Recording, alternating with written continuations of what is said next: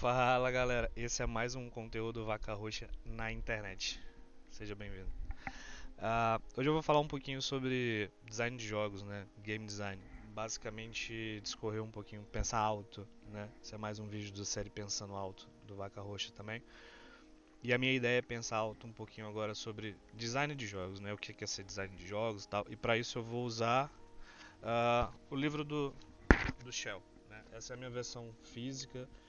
Ela tá bem velhinha já, eu sei que tem revisões e tem uma edição mais nova, mas eu vou falar um pouquinho sobre o primeiro capítulo aqui. E, enfim, você pode escutar isso aqui como se fosse um podcast e eu vou falar algumas coisas, você não precisa necessariamente olhar para o vídeo, mas vamos lá. O Shell ele discorre durante o livro inteiro sobre diversas habilidades ali que um design de jogos precisa ter, né, como desenvolvê-las. Mas no primeiro capítulo ele faz uma pausa ali estratégica exatamente para falar com os iniciantes, né? Que, por exemplo, esse Pensando Alto que eu estou gravando aqui é muito mais voltado para os iniciantes, entusiastas e, enfim, quem está entrando na área ali agora, né? Estudando, tudo mais, por meio de faculdades ou cursos livres. E enfim, que tem essa primeira barreira ali e o Shell ele para estrategicamente nesse momento do livro. Não é todo livro que a gente vai ver isso, né? Mas ele se pergunta logo no primeiro parágrafo ali, né? Na verdade ele traz uma pergunta que você poderia fazer para ele numa conversa. Então, bom, como é que eu me torno um designer de jogos? E ele discorre um pouco sobre isso e a primeira premissa que ele trabalha é crie jogos e comece agora. Tem uma frase de uma game jam muito famosa que é a Lundo Dare, que eu acho que era Lundo Dare, ou era One Month Game, acho que era One Month Game, que eles falavam lá, o subtítulo da jam era Make Games Not Excuse. Então, faça jogos, não tem desculpas. Então, comece a fazer jogos agora, comece a fazer o seu jogo agora. Você não precisa de nenhuma habilidade muito específica para fazer um jogo. Você pode pegar uma folha de papel nesse exato momento, sair rabiscando, definindo algumas regras. Você pode pegar um jogo que já existe, dominó, xadrez, que seja algum jogo ali de tabuleiro, e aí você pode pensar em como melhorar esse jogo, você pode pegar essas peças desse jogo e transformar num outro jogo paralelo. Você pode começar de diversas formas, mas o mais importante é que você comece a criar jogos. E ele fala exatamente sobre isso um pouquinho. O que é um design de jogos? É uma pessoa que ela cria e projeta jogos. Então, para você se tornar um designer de jogos, nada mais justo do que você começar a criar seus próprios jogos agora. E aí eu trago esse adendo que é sem nenhuma desculpa, porque você não tem desculpa, eu não sei programar, eu não sei fazer arte, tudo bem, você pode fazer isso no papel, rabiscando ali, de forma extremamente informal até, e evoluindo aos poucos, né, chamando seus amigos para testar, chama a família, e aí faz uma jogatina, pergunta se está ok, mas enfim, isso também a gente vai discorrer um pouco sobre isso. A minha proposta nesse vídeo é exatamente falar sobre o primeiro capítulo do livro do Shell, uh, a arte a arte do game design, né? Ele é conhecido também como livro das lentes, porque ao longo do livro ele traz diversas lentes, né, que a gente pode observar o nosso jogo e assim melhorá-lo. Né? São perguntas, na verdade, para a gente se fazer durante a concepção do jogo, né? E passando um pouquinho mais disso, né, ele continua ali com um discurso motivacional, que é exatamente para inspirar quem está começando, né, e os aspirantes. Então, se você está começando, é uma porta de entrada muito interessante, que inclusive me ajudou quando eu comprei esse livro lá atrás, né. Foi bem interessante escutar isso, né, que ele fala, cara, fala para você mesmo em voz alta, eu sou designer de jogos. Ele traz um questionamento muito interessante aqui, que inclusive isso também me ajudou muito lá atrás, que é, sei lá, procure as comunidades que esses designers de jogos frequentam, tente entender o que eles fazem, que tipo de curso, que tipo de conteúdo eles consomem na internet, se eles estão nas comunidades que você tá, se eles têm redes sociais, o que que eles fazem ali e tal. É quase como se fosse um stalker do bem ali, porque você vai estar analisando e fazendo um benchmarking para ver o que que você pode pegar de melhor, assim, né, do que eles fazem, para trazer para sua rotina e isso talvez te ajudar a evoluir ali, pelo menos no início, porque depois aí você vai construir os seus próprios conteúdos, as suas próprias rotinas, seu próprio método, né? E, e a tendência é você operar de uma maneira mais horizontal com essas pessoas que já estão no mercado, né? Aí você tira dúvidas, faz parcerias e aí você entra num outro nível. Mas a princípio, quando você está entrando, é interessante ver o que as pessoas que já estão no mercado, né? O que elas fazem, né? Que tipo de conteúdo elas indicam e tudo mais, né? Ver o que eles estão fazendo, né? Exatamente para você entender ali, né? Viver, ter essa vivência, ainda que seja só observando, do que um designer de jogo faz. E é isso, assim, fala para você, né, em voz alta. Eu corroboro sobre isso, né? Sobre internalizar isso, né? Se eu quero uma coisa, você começa a internalizar aquilo, você começa a viver aquilo, você começa. Ele até brinca, eu acho, se eu não me engano, sei lá, vista as roupas que os designers de jogos vestem, comam o que eles comem, né? Obviamente que é exatamente para você se ambientar, né, e internalizar aquilo que você quer ser. Então, e aí agora uma aspas mais pessoal minha, é, que eu vi na minha experiência que assim, as pessoas elas se tornam aquilo que elas pretendem ser, né? Isso ele fala lá também. E, e a gente vê muito isso, porque, por exemplo, se eu quero ser um músico, eu não vou focar o meu dia a dia nadando, sei lá, escalando, pulando de paraquedas. Posso até fazer isso como hobby, mas se eu quero ser um músico, eu vou estudar música, eu vou comprar um instrumento musical, eu vou me dedicar algumas horas sobre aquilo, eu vou conhecer outros músicos, eu vou frequentar locais onde esses músicos estão tocando, estudando e aprendendo, vou frequentar, sei lá, shows, apresentações, né, concertos e tudo mais. Então, é interessante você ser contextual dentro daquilo que você quer para o seu futuro. E, e é muito importante entender que tudo que a gente cultiva e coloca o nosso esforço tende a prosperar. Então é legal a gente ser assertivo nesse momento. E nada mais justo do que falar isso para quem está começando na área. Ou seja, se você quer ingressar ali, quer ser um designer de jogo, eventualmente seguir carreira com relação a isso, você vai precisar ali definir, ainda que seja um tempo na sua agenda, né? Um tempo dos seus estudos, um tempo da sua vida para dedicar a esse objetivo. E você pode falar mais uma vez em voz alta, como ele mesmo sugere, eu sou um designer de jogos, né? Então isso é bom para internalizar esse processo ali que você está vestindo essa nova identidade. E ele segue um pouquinho, né? Que tipo, beleza, mas como assim? Eu só falar isso vai me dar habilidades, vai me capacitar. Eu tenho agora uma chancela para começar a criar jogos e tudo mais, já publicar o meu jogo. De certa forma, sim, porque você não precisa de nenhuma faculdade, você não precisa de nenhum grande curso, você não precisa de nenhuma mentoria necessariamente para você criar os seus jogos. Né? Você só precisa realmente começar a criá-los. Né? E aí pode, como eu já falei, pode ser com papel e caneta, pode ser com peças de tabuleiro, você pode, enfim, rearranjar outras peças, comprar novas peças, chamar seus amigos, fazer uma campanha de, por exemplo, de RPG, e aí você pode usar algum sistema já pré-existente, customizar esses sistemas, enfim, a infinidade, enfim, a possibilidade de fazer, de criar jogos do ponto zero é quase que infinita, né?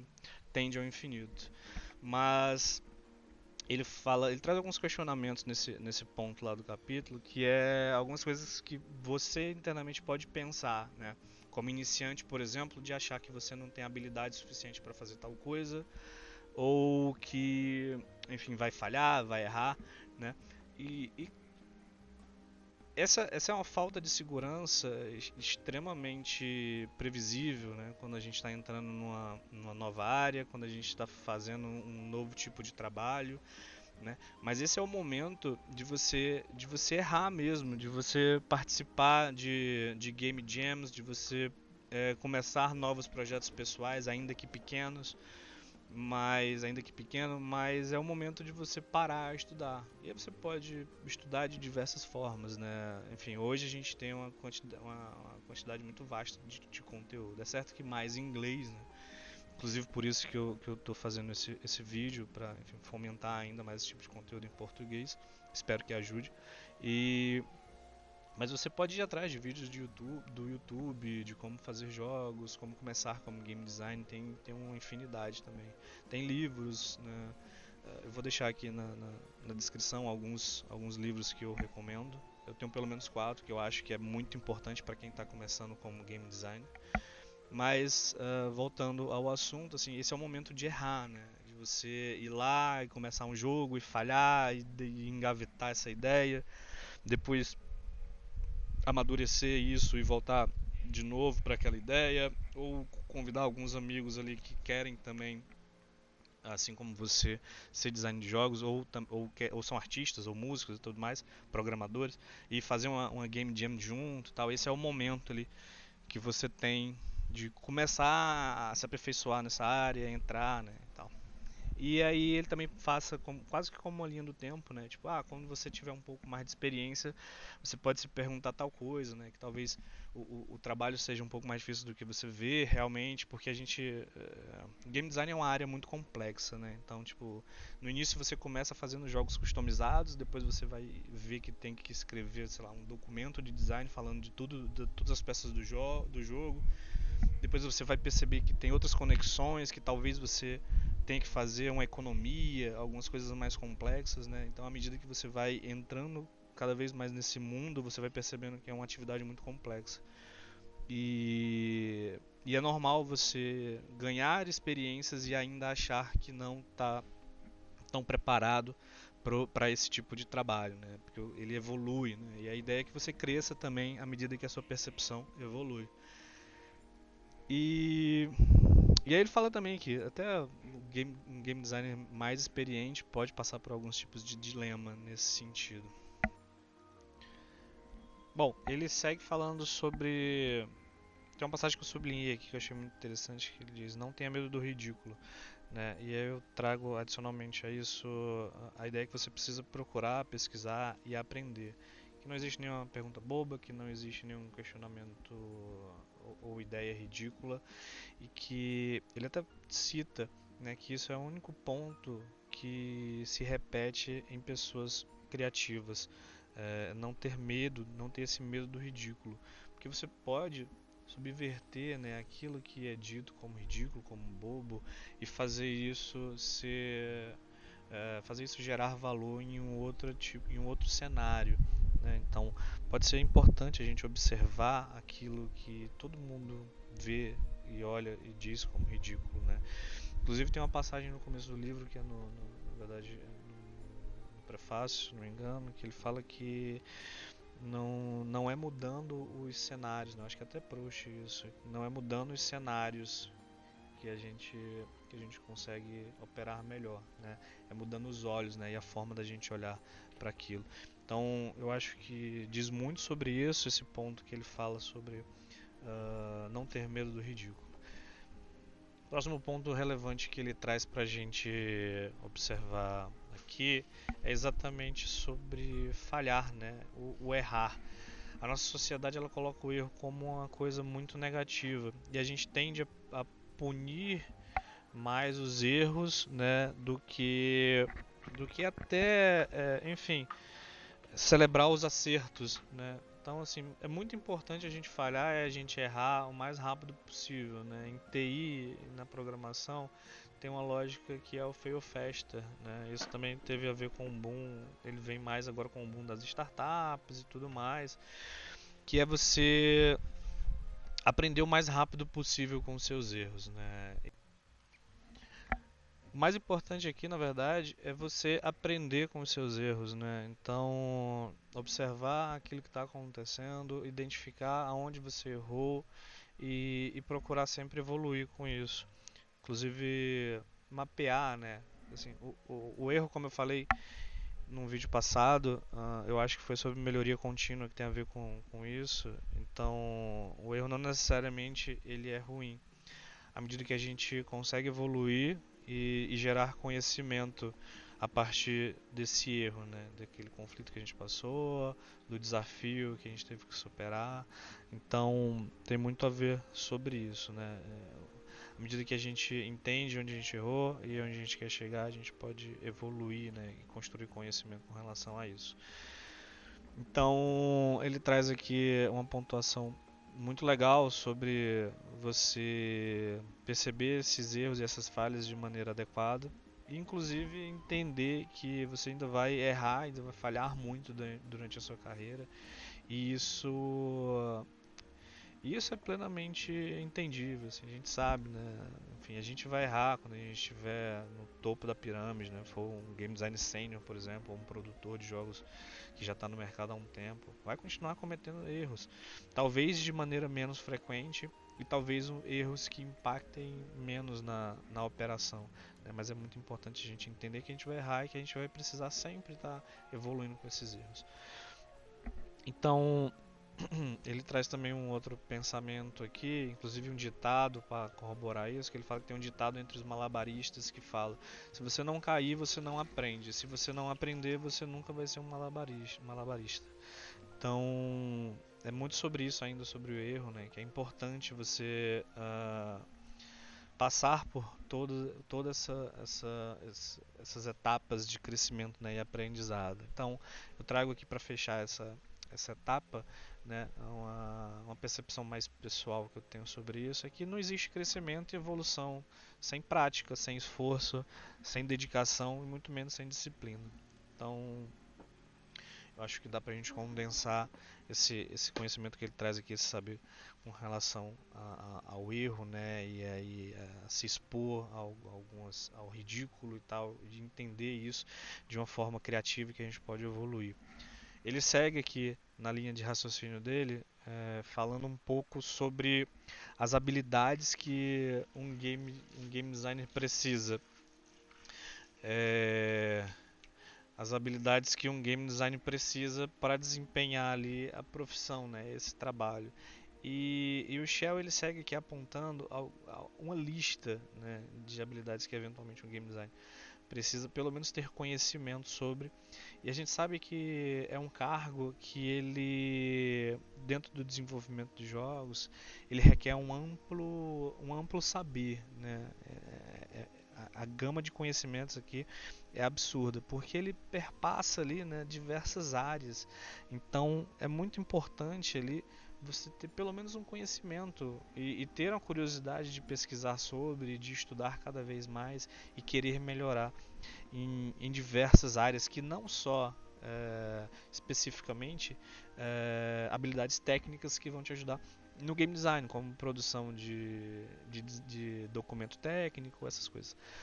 Mas na lista dele, que é até bem extensa, assim, leva uma página e um pouco, ele traz coisas como animação, antropologia, arquitetura, negócios, comunicação, cinema, gerenciamento de projetos e de equipe, autogerenciamento, né? Matemática, música. Por exemplo, música é muito importante porque você vai ter que colocar áudio nos seus jogos, né?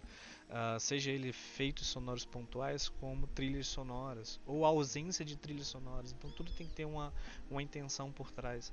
E é muito legal e é muito benéfico para você, para sua carreira profissional, que você tenha pelo menos um conhecimento ali, para você também conseguir se comunicar melhor com os outros profissionais da sua equipe. Ou para você fazer, às vezes você tem um game designer e um desenvolvedor de jogos que faz tudo sozinho, então você vai precisar mais ainda ter essa noção apurada sobre essas diversas áreas do conhecimento. Depois disso ele até fala um pouquinho sobre psicologia também e tal, porque você está interagindo sempre com um jogador, então você quer proporcionar experiências para essa pessoa que está jogando seu jogo ou para aquele coletivo que está jogando seu jogo. Você quer dar feedbacks para essa pessoa também, né? E isso conduzindo ele durante a jogabilidade, né? Até, sei lá, desde colocar ele num estado de flow dentro do seu jogo até aquela participação do mundinho que a gente chama, né? Então é muito importante que você desenvolva diversas habilidades ali para isso, para você ter um arcabouço que você de repertório, né, que você possa confrontar isso com o seu problema e criar conexões para resolver esses problemas de maneira elegante, adequada, né, que gere valor com base no seu produto. E após isso ele segue a condução com um questionamento que ele confronta novamente o leitor ali, basicamente como se ele estivesse perguntando, né, sendo perguntado, né. Então, Shell, qual que é a habilidade mais importante? Assim, você me disse um monte, mas qual que é a mais importante ao seu ver? E segundo o Shell, ele fala que o que define um bom design de jogos, né? Ele até conduz aqui a narrativa falando que eventualmente algumas equipes ou alguns designers possam achar que é a comunicação, porque você precisa comunicar com o seu time, que é a organização, que é o gerenciamento, pode ser a matemática para algum tipo de escopo, porque você pode ter que fazer uma economia complexa, ter um mundo ali que dependa muito de números e dados, né? Mas ele traz uma provocação de que com a experiência dele, né, de anos de mercado como designer de jogos, ele percebeu que a habilidade mais importante para um designer de jogos é a habilidade de ouvir, né? E aí ele traz alguns tipos de escuta que ele julga que são cruciais, assim, né? Que é ouvir primeiramente a sua equipe ou você se estiver trabalhando sozinho, né? Então ouvir também a sua audiência, ouvir o seu próprio jogo e o seu produto, o que ele está falando para você, né? Para que tipo de lugar que ele está sendo conduzido, né? Se é adequado. Então ouvir também eventualmente o seu cliente, porque não necessariamente você está trabalhando de maneira autoral, né? Às vezes você dentro de uma empresa no mercado, você vai ter que seguir ali algumas orientações, algumas coisas, algumas limitações, alguns pedidos específicos de um cliente, então você tem que ouvir também com um certo carinho com relação a isso e também de uma forma técnica, obviamente, passar por um crivo um pouco mais técnico que só você como profissional pode fazer. E também ouvir o seu ego, né? Essa parte é muito importante porque é uma briga interna sempre, e eu acredito isso, assim como outras coisas que eu vou falar aqui também, que é uma briga interna de todo e qualquer design, né? Que é difícil, porque o ego ele traz apego e a gente está produzindo algo que é nosso. Tem designer que trata essas produções como quase um filho mesmo, então é muito difícil desvincular isso, né? Então, observar isso e ter essa escuta ativa é fundamental para a gente ter essa descolar isso, né, a criação do criador. Uma aspas interessante que ele traz também é quando ele fala que dentro desse escopo do ouvir, né, é muito importante ouvir com o coração quieto, com a alma aberta e receptiva. Depois da pontuação ele traz sem paixão, sem desejo, sem julgamento e sem censura, que é basicamente isso. Uh,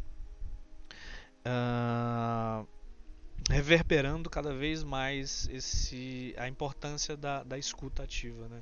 Que é sobre estar presente dentro desse processo de criação, e também deixar um pouco o apego e o ego de lado para a gente tentar alcançar um propósito maior com aquilo que a gente está produzindo.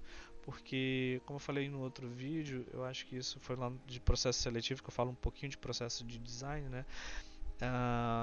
A gente como criador e projetista dos jogos, seja dos nossos jogos ou de outras empresas que a gente está trabalhando no cargo como designer de jogos, a gente não está criando necessariamente jogos pra gente. Eventualmente nós somos o nosso público-alvo, mas de maneira geral, assim, quase 99% das situações, a gente está projetando e criando jogos para outras pessoas, um público-alvo diferente de nós. Então é importante a gente escutar esse público, né? Quando ele fala que uma das escutas importante é exatamente a sua audiência, é exatamente para isso, porque a gente tem que adequar, a gente tem que testar, a gente tem que ver se aquilo gera valor para aquela audiência que a gente quer impactar, né?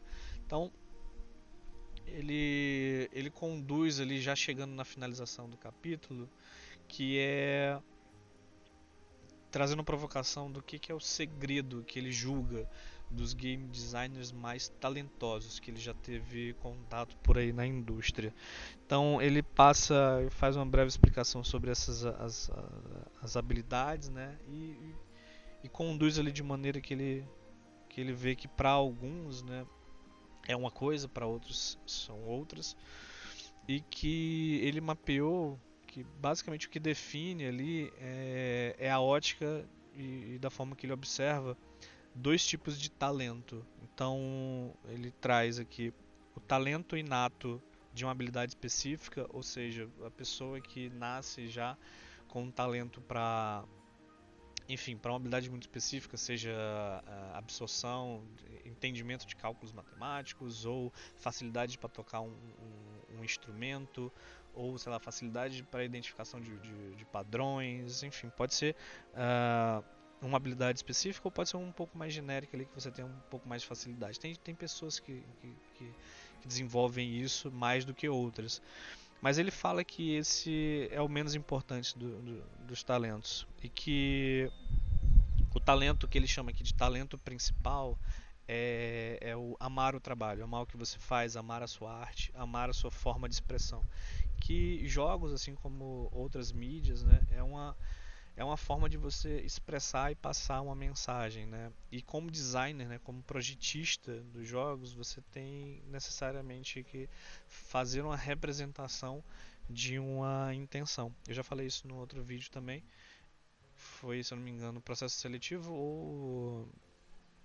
ou melhoria contínua. Eu vou deixar aqui no cartão, depois vocês dão uma olhadinha mais, ou na descrição. Então é importante você, como designer de jogos, ter uma preocupação em em trazer uma representação de uma intenção enquanto geração de valor, né? Que você quer passar uma mensagem, você quer impactar o seu público de alguma forma, você quer transmitir uma experiência, ainda que seja só diversão ou entretenimento, né? Então é muito importante aqui você ter essa percepção do que gera valor dentro do seu jogo. E só quando e ele ressalta aqui e fala que amar o que você faz, só dessa forma você vai conseguir criar de uma maneira genuína, né? Por mais que as suas habilidades sejam limitadas.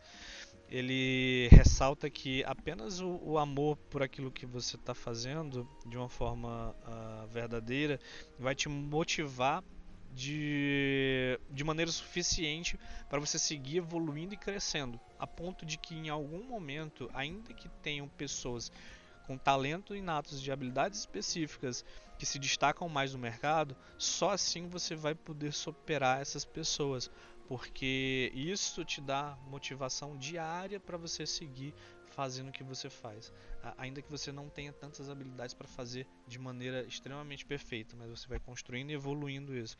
Ele faz um paralelo aqui sobre crescimento dos músculos, né, à medida que a gente vai fazendo atividade física e tal, tudo mais. Só isso te motiva a fazer isso diariamente. É, ele passa ali depois no final sobre um parágrafo um pouco mais profundo, assim, que é exatamente sobre, tipo, cara, beleza, mas tudo isso que você tá me falando não necessariamente me motivou ou me inspirou. Talvez ele tenha até me tirado um pouco desse brilho que eu tinha sobre criar jogos, né? Porque você me falou que eu vou precisar ter um monte de habilidade, que criar jogo e ser um designer de jogos não é uma coisa tão simples, não é um cargo tão simples, é super complexo.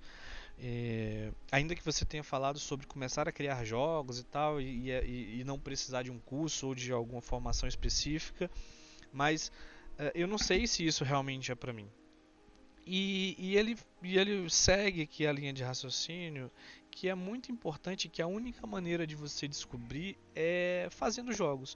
Então você precisa criar jogos e identificar dentro de você, dentro do seu próprio sentimento, se é isso que faz, e aí ele traz um pouco de sentimento aqui para a redação, se é isso que faz o seu coração cantar, como ele diz, né? Se é isso que vai te motivar, assim, você vai acordar todos os dias ainda trabalhando em outra coisa, a vontade de crescer, de estudar e de fazer alguma coisa diferente, né, com relação a a atividade de fazer jogos, de ser um designer de jogos. E, enfim, se você ainda tiver na dúvida, repita para você mesmo, né? Isso foi uma coisa que me ajudou lá no começo, quando eu li esse livro.